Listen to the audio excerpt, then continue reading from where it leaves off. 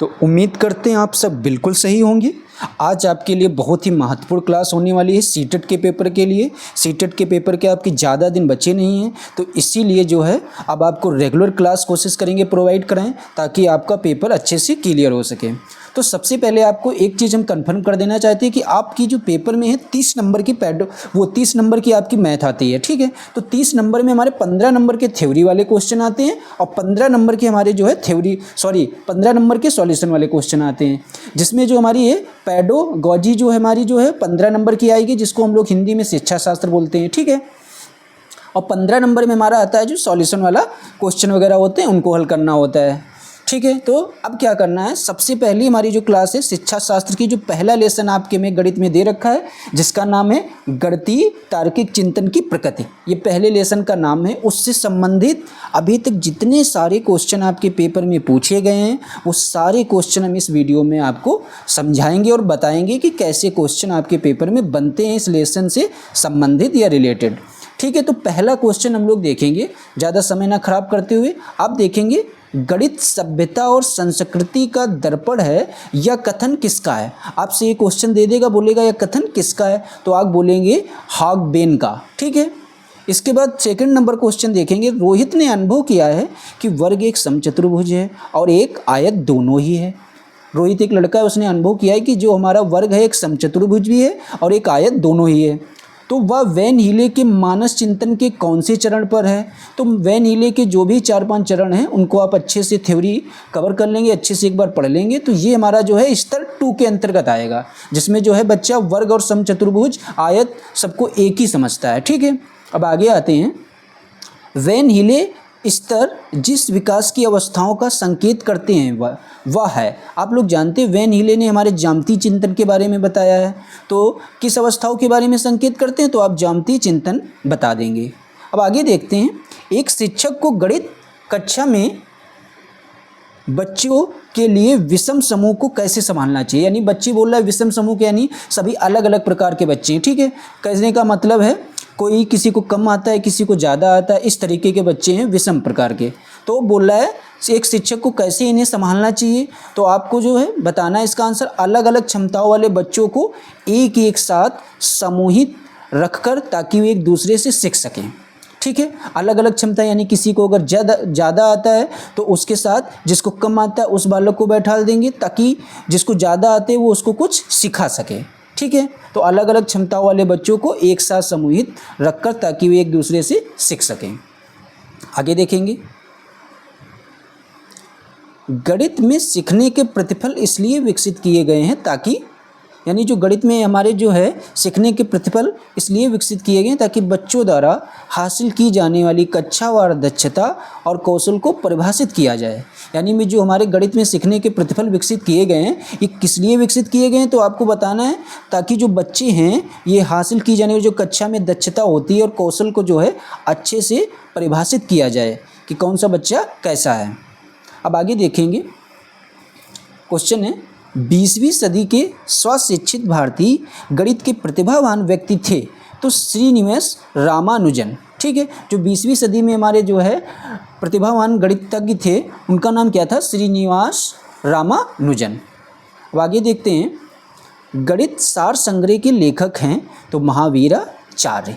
जो गणित का सार संग्रह के लेखक हैं आपसे पूछता है कौन है पेपर में, तो आपको बता देना है महावीराचार्य। अब आगे देखते हैं, प्राथमिक स्तर पर गणित की पहेलियाँ मदद करती हैं। आप लोग जानते होंगे किसी भी चीज़ की पहेली को सॉल्व करना, इससे आपका दिमाग जो है शार्प होगा। जितनी ज़्यादा आप पहेलियाँ सॉल्व करेंगे उतनी ज़्यादा आपको चीज़ें जो है अच्छी करने में लगेंगी। तो बोल रहा है प्राथमिक स्तर पर गणित की पहेलियाँ मदद करती हैं समस्या सुलझाने के कौशलों को प्रोत्साहित करने में। बच्चे जब कोई भी पहेली का जवाब दे देते हैं तो उनको काफ़ी अच्छा लगता है, ठीक है। तो अब आगे देखते हैं, गणितीय संचारण उल्लेख करता है, ये हमारा सीटेट के पेपर में आया हुआ है। देखिए एक लाइन का क्वेश्चन है, गणितीय संचारण उल्लेख करता है, तो गणितीय संचारण जो उल्लेख करता है विचारों को समाहित और संगठित करने की क्षमता। गणितीय विचारों को क्या करना है, इनको समाहित करना है और इनको संगठित करने की क्या होनी चाहिए, क्षमता होनी चाहिए। अब आगे देखते हैं, यदि एक शिक्षार्थी पूर्णांकों भिन्नों और दशमलव संख्याओं पर चारों आधारभूत संक्रियाएं संपन्न करने में समर्थ है तो वह है यानी वो जो है पूर्णांक भी कर लेता है, भिन्न और दशमलव के संख्याओं को भी चारों आधारभूत संक्रियाएं संपन्न करने में। यानी अगर पूर्णांक वाला सवाल हो या भिन्न का भी हो या दशमलव वाला, जो है चारों आधारभूत संक्रियाएं करने में वो क्या है, सक्षम है। तो वह किस अवस्था में, तो वह हमारा किस अवस्था में होगा, संक्रियात्मक अवस्था में। ठीक है, अब आगे देखते हैं, प्राथमिक स्तर पर गणित की अच्छी पाठ्य पुस्तक के लिए कौन सी विशेषता महत्वपूर्ण है। तो अगर आप प्राथमिक स्तर पर बात करेंगे तो कौन सी पुस्तक आपके लिए अच्छी रहेगी, तो उसमें जो है अवधारणाओं का परिचय संदर्भों के द्वारा दिया जाना चाहिए। कहने का मतलब है जो प्राथमिक स्तर पर हमारी पुस्तक होनी चाहिए उसमें अवधारणाओं का परिचय जो है वो संदर्भों के द्वारा दिया जाना चाहिए। ठीक है, अब आगे देखते हैं।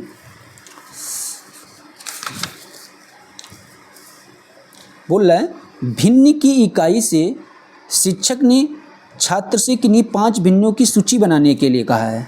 ठीक है, तो यह प्रश्न संकेत करता है सोचने के निम्न स्तर को। यानी भिन्न की इकाई से शिक्षक ने छात्र से कहा है कि किन्हीं 5 भिन्नों को सूची बनाने के लिए कहा है। तो इसमें जो है ये देखा जाएगा सोचने के निम्न स्तर के अंतर्गत आएगा। ठीक है, अब आगे देखते हैं। उच्च क्रमीय चिंतन कौशल, और इसको इंग्लिश में बोलेंगे हॉट्स, पर आधारित प्रश्न मांग करते हैं। ठीक है, तो यानी जो है उच्च क्रमीय चिंतन कौशल होते हैं उस पर जो आधारित हमारे प्रश्न होते हैं वो किसकी मांग करते हैं, तो कुछ समय तक संज्ञानात्मक प्रयास और ज्ञान की। बोल रहा है जो उच्च क्रमीय चिंतन होगा वो हमारा कुछ सीमा तक किसकी मांग करेगा, संज्ञानात्मक प्रयास हो और किसकी बात करेगा, ज्ञान की। ठीक है, अब आगे देखते हैं। सबसे उपयुक्त व्यूह रचना जिसका प्रयोग धनराशि के योग की कुशलता को आत्मसात करने के लिए किया जा सकता है। तो हमेशा याद रखना, आपके अगर ऑप्शन में कहीं भी रोल प्ले दिखता है और ऑप्शन हमारा जो है पॉजिटिव है तो हमेशा आप उसी को मान्यता देंगे। उसको हिंदी में भूमिका निर्वाह भी बोलते हैं और रोल प्ले भी बोलते हैं। एक अच्छा गणितज्ञ होने के लिए जरूरी होता है सभी अवधारणाओं को समझना, लागू करना और उनमें संबंध बनाना। अब बोलेगा गणित की प्रकृति होती है तो आपको ये तार्किक बोल देना है। ठीक है, गणित की प्रकृति कैसी होती है, तार्किक। एक अच्छा गणितज्ञ होने के लिए जरूरी है सभी अवधारणाओं को समझना, लागू करना और उनमें संबंध बनाना। अगर आप एक अच्छे गणितज्ञ हैं तो आपको सभी चीज़ें पता होनी चाहिए, अवधारणाओं को समझना भी, उन्हें लागू किस जगह पर करना है, उनके बीच संबंध बनाना। प्रिय गणितीय प्रश्न करने में निपुण है, उसमें किस प्रकार की बौद्धिकता की अधिकता है, तार्किक बुद्धि। कोई भी अगर गणित भी करने में निपुण है तो उसमें तार्किक बुद्धि आप बताएंगे। एल्गोरिथम बच्चे में नहीं विकसित कर सकता रटने वाली चीज़ों से हमेशा हमको बच्चों को दूर रखना है। बच्चों में गोलाई की अवधारणा धीरे धीरे विकसित होती है, तो ये हमेशा जो है किसके अंतर्गत आएगा, मूर्त से अमूर्त की ओर। ठीक है, बच्चों में जो गोलाई की अवधारणा है वो मूर्त से अमूर्त की ओर विकसित होती है। इसके बाद में एक डीएड के परीक्षार्थी ने अध्यापन अभ्यास के समय बच्चे की कॉपी में निम्नलिखित त्रुटि देखी। -48/46 बच्चे ने क्या समझने में गलती की है। अब बोल रहा है 62 में से 48 घटाने पर उसने लिखा है 46। तो पूछेगा कि बच्चे ने क्या समझने में गलती की है। अगर आप देखेंगे 2 से अगर आप 8 घटाएंगे तो आपको मिलेगा कितना, कुछ जाएगा ही नहीं, क्योंकि 2 से 8 घटेंगे नहीं। इधर से आप जब हासिल लेंगे तो 12 से जब 8 घटाएंगे तो बचने कितने चाहिए, 4। तो उसको जो है क्या समझ नहीं, उधार लेने की समझ नहीं है बच्चे को, इसीलिए तो उतनी गलती की है। ठीक है, जब उधार लेने की समझ नहीं होगी तब वो कैसे घटा पाएगा हासिल वाले घटानों को। आगे देखते हैं। गणित की पाठ्य पुस्तक का आवश्यक अंग है अवधारणाओं का स्पष्टीकरण होना चाहिए, अवधारणाओं की क्रमबद्धता, अवधारणाओं को व्यवहारिक जीवन से जोड़ना, ये बहुत ही महत्वपूर्ण तीनों चीज़ें हैं। अवधारणाओं को स्पष्टीकरण भी हमको देना है, उसके बाद उनकी क्रमबद्धता भी होनी चाहिए और क्या होना चाहिए, व्यवहारिक जीवन से भी उसको जोड़ना है। गणित ज्ञान का निश्चित तथा ठोस आधार होता है। यह कथन गणित की किस प्रकृति की ओर इंगित करता है, तो तार्किक। विकासशील मूल्यों में सफलता मुख्यतः निर्भर करती है शिक्षक पर। गणित की प्रकृति है तार्किक।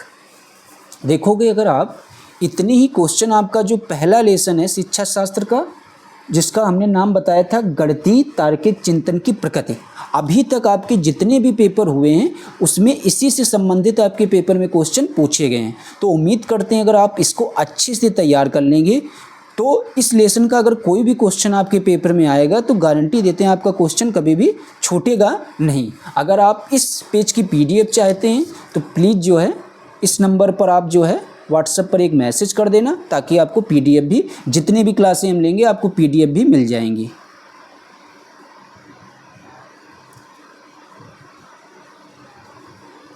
नंबर हमारा है 7518525829। ठीक है, अगर आप इसकी PDF चाहते हैं तो इस नंबर पर मैसेज कर देना, आपको PDF प्रोवाइड करा दी जाएगी।